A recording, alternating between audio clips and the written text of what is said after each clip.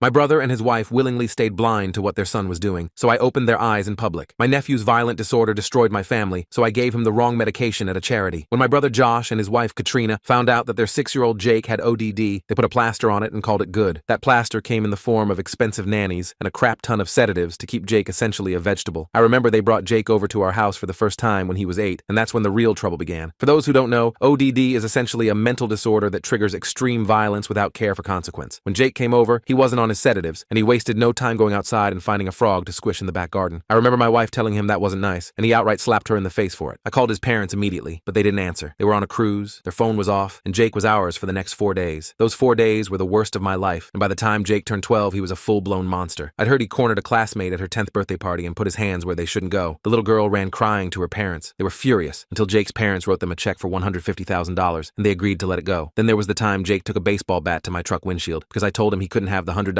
bill in my wallet. Of course, I told his parents, and my brother Josh's response was to send me a check to cover the damages. The breaking point came last Thanksgiving at Josh's house. My wife Frances was 5 months pregnant with twins after years of fertility treatments. We'd spent everything we had trying to have children. She asked Jake to wash his hands before dinner, and he screamed, "You're not my mom!" Then he shoved her down their marble staircase. I can still hear the sound she made hitting each step. The ambulance took forever. The bleeding wouldn't stop. We lost both boys that night. 2 perfect babies we'd already named and loved, just gone because a 12-year-old threw a tantrum. Josh and Katrina showed up at the hospital with their lawyer immediately. My wife was literally unconscious, hooked to machines, and the first thing they started talking about was how much the bill would cost. Katrina offered to pay it, while Josh told me they'd help pay off our mortgage and give us money for another IVF treatment if we didn't press charges. That's when I knew I had no choice. I had to stop them. I ended up taking the deal as part 1 of my step, because the thing was, they were always honest about money. They were so rich that $50,000 in medical bills and a mortgage for a small house was nothing to them, but it meant everything to me and Frances. The second we got the money, my plan went into action. I ended up finding out that Josh and Katrina only took Jake outside with them 4 times per year, and every time it was to their country club's charity galas, where they could pretend to be great parents with a great kid, while their Jake was on enough sedatives to put a hungry lion to sleep. This was my chance. I was an electrician and had been working on this country club, and pretty soon, the Christmas gala, at which they were being honored for supporting troubled youth programs, was coming up. I knew Jake's routine from Maria, his latest nanny, who'd quit after he broke her nose. Josh and Katrina always gave him Ativan before events, triple dose to keep him quiet while they collected their praise. The morning of the gala, I went in early to check some wiring in their prep room. Josh and Katrina were already there, practicing their speech. We had been on great terms ever since I refused to press charges, so they were more than happy to see me. I pretended to be happy too, and then, while Katrina's purse was set down on a chair in the corner, I snuck over to it while they were too distracted. I pretended to look at the socket behind the chair, whilst really I was looking quietly unzipping the purse. Bingo. Inside, I saw Jake's sedatives, 3 white tablets in a little bag, even labeled. I had my own bag with me. White tablets that looked the same, but definitely weren't Ativan. They were Adderall. Stimulants and ODD don't mix well. The switcheroo took seconds, and when I got back up after fixing the socket, I wished them well and headed out to change. By the time the gala started 5 hours later, I was in the audience dressed in the nicest suit with Frances next to me. She knew what was going down, and when we looked at Josh and Katrina, who sat at the head table with Jake between them, we were trying not to burst out laughing. Jake looked wrong already. He was twitching and scanning the room like a caged animal, far removed from the sedated boy they expected. Either way, Josh and Katrina were called to the stage soon. Jake was supposed to stay seated. That was the plan, but the Adderall had kicked in hard. He stood up to follow them up, and Katrina tried to guide him back. That's when he pushed her back and ripped away from her. Josh and Katrina exchanged glances, nodding at each other to let Josh stay here and pray he doesn't do anything. Of course, that didn't happen. Josh took the microphone and started speaking. As parents, we understand the challenges. And with that, Jake exploded. "You don't understand anything. You're never home. You don't even like me." Everyone's jaws dropped, and my wife and I were trying our best to hold it in, but the show was only starting. Jake grabbed the microphone from Josh's hand. Josh tried to wrestle it back, but Jake kicked him in the shin, hard. The whole room gasped. I watched Josh's face turn red as he hopped on one foot. Katrina rushed over from her seat, but Jake was already going off. He started telling everyone how his parents locked him in his room, how they made him take pills that made him sleepy all the time, how the nannies were mean to him. Some of it was probably true, most of it wasn't, but the crowd didn't know that. They just saw a kid having a breakdown while his parents stood there frozen. The event coordinator tried to cut the mic, but Jake had a death grip on it. He swung it at anyone who came close. One waiter got clocked in the jaw trying to help. Blood started dripping from his nose. That's when security finally showed up. 2 big guys in black suits moving toward the stage. Jake saw them coming and panicked. He threw the microphone at Josh's head and bolted, right through the emergency exit. The alarm started blaring. Josh and Katrina ran after him. Half the room followed to see what would happen. Frances squeezed my hand under the table. We stayed seated and watched through the windows. Jake was sprinting across the golf course with his parents chasing him. Katrina's heels kept sinking into the grass. She kicked them off and kept running barefoot. Josh was yelling Jake's name over and over. The security guards were gaining on them. Then Jake disappeared into the darkness near the pond. Everyone lost sight of him. The search lasted 2 hours. They found him hiding in the pool house covered in mud. He'd fallen in the pond trying to catch frogs. When they dragged him back, he was screaming about how everyone hated him, how he wanted to go home, how his stomach hurt. The Adderall was probably wearing off by then. Josh and Katrina looked destroyed, their perfect image shattered in front of everyone who mattered to them. The charity gave their award to someone else. People were whispering and taking videos on their phones. Some lady asked if Jake needed medical attention. Katrina snapped at her to mind her own business. That just made things worse. By the time they got Jake to their car, he'd thrown thrown up twice, all over Katrina's designer dress. She was crying. Josh looked like he wanted to punch something. They drove off without saying goodbye to anyone. The next morning, Josh called me. His voice was ice cold. He knew something was off with Jake's medication. He'd had the remaining pills tested, found out they were stimulants. He asked if I knew anything about it. I played dumb, told him maybe the pharmacy messed up. Maybe one of the nannies switched them. He didn't buy it, but he couldn't prove anything. He said we were done as brothers, that I'd crossed a line, that he'd make sure I regretted this. I told him to prove it was me first. He hung up. Francis asked if I was worried. I wasn't. What could he really do? Call the cops and say his brother maybe switched his kid's illegal triple dose of sedatives? Good luck with that. Plus, everyone at the country club saw what happened. They saw the real Jake, the one Josh and Katrina had been hiding with substances and money. Word spread fast in their social circle. Suddenly, people remembered other incidents, other kids Jake had hurt, other checks that had been written. The country club started getting complaints. Members didn't want Jake at events anymore. Some threatened to leave if he showed up again. Josh's business partners started asking questions. Was his home life stable? Could he handle big accounts if he couldn't handle his own kid? One deal fell through, then another. Katrina's charity friends stopped inviting her to lunches. Her book club asked her to take a break. Their perfect life was crumbling, but they still had money, and money meant lawyers, good ones. The letter came 2 weeks later. Certified mail, had to sign for it and everything. The postal worker made me show ID twice, like she was delivering state secrets instead of what I knew was coming. Josh was suing me for defamation and emotional distress. Said I'd orchestrated the gala incident to damage his reputation. The amount he wanted was insane, more than my house was worth, more than I'd make in 10 years. The number had so many zeros I had to count them twice to believe it. Frances went pale when she read it. Her hands shook as she set the papers down on our scratched kitchen table. We both knew Josh had no real proof about the pills, but that didn't matter. He had money for lawyers who could drag this out forever, make our lives hell with depositions and court dates, drain what little savings we'd rebuilt. The legal system wasn't about justice when one side had unlimited resources. I called 3 lawyers that week. They all said the same thing. Josh's case was weak, but defending against it would cost a fortune. One guy quoted me $50,000 just to start, said that was the friends and family discount. We didn't have $50,000. We barely had $5,000 after paying off the medical bills from Francis's fall. Josh knew exactly what he was doing. He couldn't prove I switched the pills, but he could bleed us dry trying to defend ourselves. Classic rich person move. Use the legal system as a weapon. I was at work when Katrina showed up. Just walked onto my job site like she owned the place, picking her way through the mud in designer flats. Told my supervisor she was family and needed to talk to me about an emergency. He gave me 15 minutes, but I could tell from his face this better not become a habit. She looked different. No designer clothes or perfect makeup, just jeans and a sweater that had seen better days. Dark circles under her eyes, her usually perfect hair pulled back in a messy ponytail. She said Jake was getting worse. The gala incident triggered something. He was having violent episodes daily. They'd gone through 6 nannies in 2 weeks. No agency would send them anyone anymore. She looked desperate, almost feral. She wanted to know what I gave him, needed to know so doctors could help. Her voice cracked when she asked. I told her I didn't know what she was talking about. She started crying. Real tears, not the fake ones she used to get her way at charity events. Said Jake tried to stab Josh with a kitchen knife yesterday, that they were considering sending him away to a facility. Her perfect family was falling apart. I almost felt bad. Almost. Then I remembered my wife bleeding on their marble stairs, our 2 boys who never got to take a breath, the dreams we'd had for them, the nursery we'd painted blue. I told Katrina to leave. She begged me to tell her the truth. Said she'd get Josh to drop the lawsuit if I just admitted what I did. I knew it was a trap, probably recording the whole conversation on her phone. I kept my mouth shut and went back to work. That night someone slashed all 4 tires on my truck. No cameras in our neighborhood, no witnesses. Could have been anyone, but I knew. The cuts were too clean, too deliberate, professional job. The next morning, Frances found our mailbox smashed, metal twisted beyond repair. Day after that, someone called my boss saying I'd been stealing copper wire from job sites. Complete lie, but I had to deal with an investigation. Had to account for every hour, every material. Josh was playing dirty, making our lives miserable bit by bit. We installed cameras, changed our locks, varied our routines, started checking under the truck before driving, but the harassment kept coming. Pizza deliveries we didn't order, magazine subscriptions in my name. Someone reported us to animal control saying we were abusing our dog. We didn't even have a dog. Had to prove that to a very confused officer. Each incident was small. Nothing we could prove came from Josh, but the stress was culling us. Frances started having panic attacks, couldn't sleep, lost 15 pounds in a month. Her clothes hung loose on her frame. I wanted to fight back, but she begged me not to escalate. Said we should just weather it until Josh got bored, but Josh wasn't getting bored. If anything, he was ramping up. 3 weeks into his campaign, I came home to find Frances sobbing at the kitchen table. Someone had called her work, told her boss she was stealing from the company. Total fabrication, but now she was under review. Might lose her job. We needed that income, especially with the lawyer bills starting to pile up. The stack of legal documents on our counter grew daily. That's when I decided to hit back, but I had to be smart about it. Josh had money and connections. I had to use what I knew about him, and I knew plenty after 30 years as brothers. All the secrets he thought were buried, like how he'd been cheating on Katrina for years. Had a whole other woman set up in an apartment downtown. Katrina had no idea. Too focused on her charity work and pretending Jake was normal. I'd seen Josh there once when I was working a job nearby. Followed him just to confirm. Some blonde named Andrea, maybe 25. Josh was paying her rent and buying her jewelry. Classic midlife crisis stuff. The apartment was nicer than our house. I took pictures, not to use right away, just to have insurance. But first, I needed to deal with the immediate problem, the harassment, the lawsuit, the constant stress that was destroying my wife. I started documenting everything, every slashed tire, every false report, every weird phone call, built a file, dates, times, details. Then I did something risky. I reached out to Maria, the nanny who'd quit after Jake broke her nose, found her on social media working at a daycare across town, sent her a message saying I was sorry about what happened to her, that Josh and Katrina should have done more. She responded immediately. Turned out she was mad. They'd made her sign an NDA when she quit, paid her off to keep quiet about Jake's violence, but she'd kept records, photos of her injuries, texts from Katrina begging her not to go to the police, details about all the other nannies who'd been hurt, a whole folder of evidence she'd been sitting on. She wanted to help, but was scared of violating the NDA. I told her about the lawsuit, about what Jake did to my wife, about the babies we lost. lost. She agreed to meet me. Coffee shop downtown. Public place. She looked nervous as hell. Kept checking over her shoulder. Jumped every time the door opened. But she brought the goods. A whole folder of evidence. Not just about Jake, but about Josh and Katrina's cover-ups. How they'd threatened previous nannies, bribed parents, even paid off a teacher who'd reported Jake to child services. It was worse than I'd thought. They'd been protecting him from consequences for years, enabling him, creating a monster. The folder was thick with incident reports, medical records, sworn statements. Maria said she wasn't the only one who wanted to talk. There was a whole network of former nannies, parents whose kids had been hurt, teachers who'd been silenced, all bound by NDAs or scared of Josh's lawyers. But if someone gave them a reason to come forward, a way to do it safely, they might. I asked what she meant. She said if Jake hurt someone publicly, someone who wouldn't take a payoff, someone who'd press charges, then all the NDAs in the world wouldn't matter. The truth would come out. Everyone would come forward. Josh and Katrina couldn't silence everyone. Not if it became a real scandal. The dam would break. I thanked Maria and left with the folder. My mind was racing. I had dirt on Josh now, evidence of cover-ups, but I needed more. Needed something that would force their hand, make them back off or face consequences. That's when I remembered Lawrence. This guy I knew from way back. Used to be a private investigator before he retired. Did some security consulting now. Kept his ear to the ground. Still had contacts everywhere. I bought him a beer and showed him what I had. He whistled low. Said Josh had made a lot of enemies over the years. Business rivals he'd screwed over. Former partners he'd betrayed. People who'd love to see him taken down a peg. Lawrence offered to make some calls. See who might be interested in my information. Not for money. Just to share the wealth. Let Josh know he wasn't the only one who could play dirty. Within a week, things started happening. Josh's biggest client suddenly had concerns about his family situation. Wanted to know if the rumors about his son were true. Then a reporter started sniffing around, asking questions about Jake's school incidents. Why he'd been expelled from 3 different private schools. The country club launched an investigation into the gala incident. Several members had complained. They wanted to know if Jake posed a danger to other children at the facility. Josh was scrambling, putting out fires left and right, his perfect reputation crumbling. His lawyer called mine, suggested we meet to discuss a settlement. Maybe we could work something out without going to court. I knew he was feeling the heat, but I wasn't done yet. See, Frances's cousin worked at the same hospital where they'd taken her after Jake pushed her. She'd mentioned something interesting over dinner one night. The hospital had security footage of that night, including Josh and Katrina showing up with their lawyer while my wife was still unconscious, talking about money before they even asked if she was okay. The hospital kept footage for a year. We were at 11 months. I had my lawyer request the footage as part of discovery for the lawsuit. Josh's lawyer tried to block it, but the judge allowed it. Said it was relevant to the emotional distress claim. When we got the footage, it was even worse than I remembered. Josh and Katrina laughing in the hallway, actually laughing while my wife was fighting for her life. Katrina checking her phone, Josh making business calls. Their lawyer drafting the payoff agreement before they even knew if Frances would survive. The timestamp showed they'd been there less than 10 minutes before talking numbers. We leaked it, not officially, but somehow a copy ended up with that reporter who'd been asking questions. Then another copy found its way to the country club board, and another to Josh's biggest client. The video went viral in their social circle. These rich people who thought Josh and Katrina were such devoted parents, such pillars of the community. Seeing them act like sociopaths while their kid's victim lay dying. The client pulled out of Josh's firm, took $20 million in business with him. The country club revoked their membership. Other members said they didn't feel safe around people who enabled violence. Katrina's charity asked her to resign from the board, said she didn't represent their values. The dominoes were falling fast, but Josh still didn't drop the lawsuit. If anything, he doubled down. His lawyer filed more motions, demanded more documents, tried to bury us in paperwork. He was hemorrhaging money and reputation, but he wouldn't back down. Pride, maybe, or just pure spite. The harassment continued too. Dead animals left on our porch, threatening calls at all hours. Then Jake struck again, this time at his new school, the 4th one in 2 years. Some kid accidentally bumped into him in the hallway. Jake grabbed a scissors from an art class and went after him, stabbed him 3 times before a teacher pulled him off. The kid needed surgery, almost died. Parents found him in a pool of blood, and this time the parents wouldn't take a payoff. They pressed charges, real charges. Jake was arrested, 12 years old in handcuffs. Josh tried to make it go away, offered the family $2 million. They told him to shove it. Their kid was in the ICU. Money wouldn't fix that, wouldn't undo the trauma. The story hit the news, local at first, but it spread. People started connecting dots. The gala incident, the expelled from schools, the NDAs Maria had told me about. Former nannies started breaking their silence, figured the NDAs wouldn't hold up if they were reporting crimes. 5 of them went to the police, showed injuries, filed reports. The stories were horrifying. Broken bones, concussions, bite marks. Child Services finally stepped in, launched a real investigation, not the half-assed ones Josh had paid to go away. They interviewed everyone, teachers, nannies, parents, kids who'd been hurt. The evidence was overwhelming. Jake was removed from Josh and Katrina's custody, placed in a secure psychiatric facility for evaluation. Judge said they'd failed to protect others from their son's violence, failed to get him proper treatment. The criminal trial was set for spring. Jake would be tried as a juvenile, but he was facing serious time. Assault with a deadly weapon, attempted murder maybe. And Josh and Katrina were facing their own charges. Child endangerment, witness intimidation, bribery. Their lawyer dropped them, said it was beyond his expertise now. They had to hire a criminal defense team, cost them a fortune, and they were still hemorrhaging money from the civil suits. Every family Jake had hurt was coming forward. The NDAs were void if crimes were involved. Josh's firm folded. His partners forced him out to save the company's reputation. He tried to start his own practice, but no one would hire him. Who wants a lawyer who's facing criminal charges? Katrina's family money was tied up in trusts. She couldn't access it without her father's permission. He cut her off, said she'd embarrassed the family name. They had to sell their house, the one with the marble staircase where my boys died, moved into a rental in a worse neighborhood. Still nice by normal standards, but a huge come down for them. No more marble, no more staff, just reality. Josh called me hammered one night, 3 a.m. Frances answered and handed me the phone. He was sobbing, begging me to make it stop. Said he'd drop the lawsuit, give us money, whatever we wanted, just stop destroying his life. His words were slurred, desperate. I told him he destroyed his own life, him and Katrina, by covering up Jake's violence instead of getting him real help. By choosing their reputation over other people's safety. By thinking money could fix everything. He said I didn't understand. That Jake was his son. He had to protect him. I asked what about protecting everyone else's kids? What about protecting my wife? My boys who never got to be born? He hung up, dropped the lawsuit the next day. We were free of that at least. But the damage was done. Frances had lost her job during the stress. I'd missed so much work dealing with lawyers that I'd been let go too. We were broke, behind on our mortgage, eating ramen every night. But we were together, and Josh and Katrina were finished. The trial was brutal. Jake was found guilty on all counts. Sentenced to juvenile detention until he turned 18. Then reevaluation for adult prison. Josh and Katrina got probation and community service. No jail time, but their lives were over. No money, no friends, no reputation. They divorced during the trial. Blamed each other for everything. Katrina moved back with her parents in another state. Josh disappeared. Heard he was working construction somewhere. Karma's funny like that. From marble staircases to job sites. But here's the thing nobody talks about. Revenge doesn't fix anything. My boys were still dead. Frances still woke up screaming sometimes. Remembering the fall, the pain, the blood. We were still broke. Still grieving. Still broken. Yeah, Josh and Katrina got what they deserved. Jake was finally somewhere he couldn't hurt people. Justice was served, I guess. But it didn't bring back what we'd lost. Didn't heal the wounds. Just gave us the satisfaction of watching them burn. And that satisfaction fades. Trust me. What lasts is the pain. The empty nursery we'd set up. The names we'd picked out. The future we'd imagined. All gone because they couldn't be bothered to parent their kid. To get him real help instead of just drugging him quiet. I think about Jake sometimes. Wonder if things could have been different. If they'd gotten him proper treatment when he was 6. If they'd faced the problem instead of throwing money at it. Maybe he could have been helped. Maybe those boys would be alive. Maybe that kid wouldn't have gotten stabbed. But they chose the easy way. And everyone paid for it. Frances and I are doing better now. Found new jobs. Keeping up with the mortgage. Trying to move forward. We talk about trying for kids again, but we're scared. What if something goes wrong again? What if we lose them too? The trauma doesn't just go away. Josh reached out last month. Through a mutual friend. Wanted to apologize. Make amends. Part of his court-ordered therapy, apparently. I thought about it. Talked to Frances. We decided no. Some things can't be fixed with an apology. Some bridges can't be rebuilt. He made his choices. We made ours. Now we all live with the consequences. The friend said Josh is different now. Humbled. Working honest jobs. Going to therapy. Trying to be better. Good for him, I guess. But it doesn't change anything. Those boys are still gone. That family is still destroyed. All because 2 people thought money could solve everything. Thought their reputation mattered more than people's safety. Thought their son was above consequences. Well, consequences found them anyway. Just took longer than it should have. And cost more than anyone should pay. But that's life, I guess.